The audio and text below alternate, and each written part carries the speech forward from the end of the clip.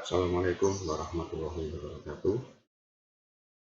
Saya Supriyono dari Fakultas Hukum Universitas Muhammadiyah Surabaya akan menyampaikan presentasi mengenai kompetensi ICC dalam menangani kejahatan agresi menurut hukum kejahatan internasional.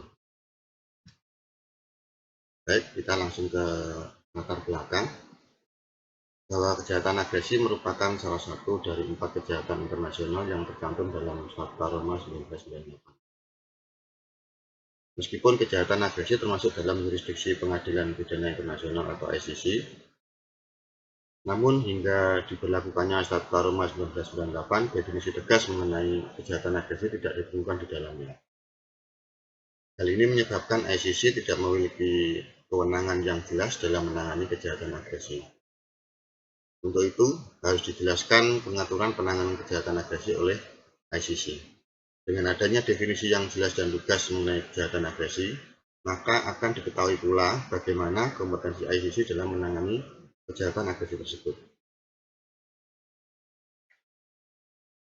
Definisi agresi. Definisi agresi termuat dalam beberapa aturan antara lain.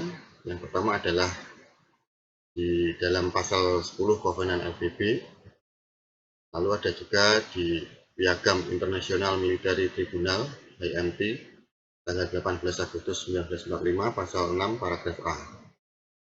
Berikutnya ada juga di UN General Assembly Resolution tahun 1974, ada juga di Konvensi tentang Definisi Agresi atau Convention on the Definition of Aggression, dan ada juga di Kampala Amendment.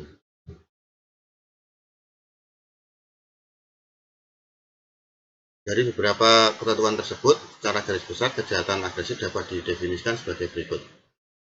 Jadi kejahatan sebagai perencanaan, persiapan, inisiasi atau eksekusi oleh seorang yang berada dalam posisi yang efektif untuk melakukan kontrol atas atau mengarahkan tindakan politik atau militer suatu negara, suatu tindakan agresi yang berdasarkan karakternya, gravitasi dan skalanya merupakan pelanggaran nyata Piagam PBB.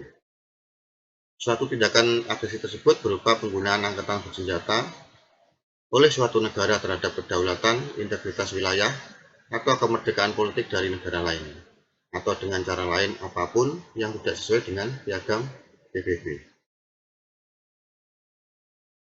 Jurisdiksi ICC. Jadi ada 4 jurisdiksi ICC. Yang pertama adalah jurisdiksi teritorial. Berarti jurisdiksi ICC hanya berlaku dalam wilayah negara pihak.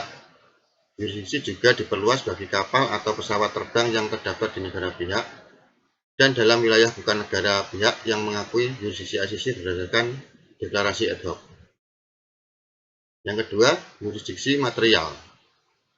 Berarti kejahatan yang menjadi jurisdiksi ICC terdiri dari kejahatan terhadap kemanusiaan, kejahatan perang, genosida, dan kejahatan agresi. Lalu yang ketiga, jurisdiksi temporal. Berarti ICC hanya memiliki jurisdiksi terhadap kejahatan yang diatur dalam statuta setelah Statuta Roma berlaku, yakni 1 Juli 2002. Dan yang terakhir adalah jurisdiksi personal. Berarti ICC memiliki jurisdiksi atas orang, di mana pelaku kejahatan dalam jurisdiksi ICC harus mempertanggungjawabkan perbuatannya secara individu, termasuk pejabat pemerintahan, komandan baik militer maupun sipil, sehingga dalam hal ini negara bukan merupakan jurisdiksi personal dari ICC. Kejahatan internasional yang menjadi jurisdiksi material ICC disebutkan dalam pasal 5 Statuta Roma 1998. Yang pertama adalah kejahatan genosida atau the crime of genocide. Yang kedua, kejahatan terhadap kemanusiaan, crimes against humanity. Yang ketiga, kejahatan perang atau war crimes. Dan yang terakhir adalah kejahatan agresi atau the crime of aggression. Namun demikian, definisi tegas mengenai kejahatan agresi tidak termuat dengan jelas di Statuta Roma 1998. Bagaimana kompetensi ICC dalam menangani kejahatan agresi? Tidak adanya definisi yang tegas dan lugas mengenai kejahatan agresi membuat kewenangan ICC dalam menangani kejahatan agresi menjadi kabur pula. Sehingga diperlukan aturan yang jelas terkait kejahatan agresi baik itu di Statuta Roma 1998 maupun aturan yang lain.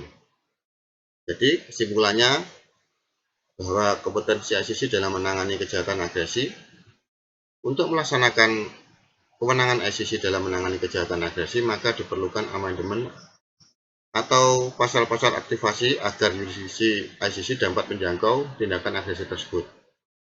Atau dengan kata lain, Statuta Mahkamah Pidana Internasional memberikan kewenangan kepada ICC untuk mengadilinya, tetapi hanya terjadi apabila statutanya terlebih dahulu diamandemen untuk memiliki pengertiannya. Baik, demikian presentasi dari saya. Kurang lebihnya minta maaf. Billahi taufiq wal hidayah. Wassalamualaikum warahmatullahi wabarakatuh. Terima kasih.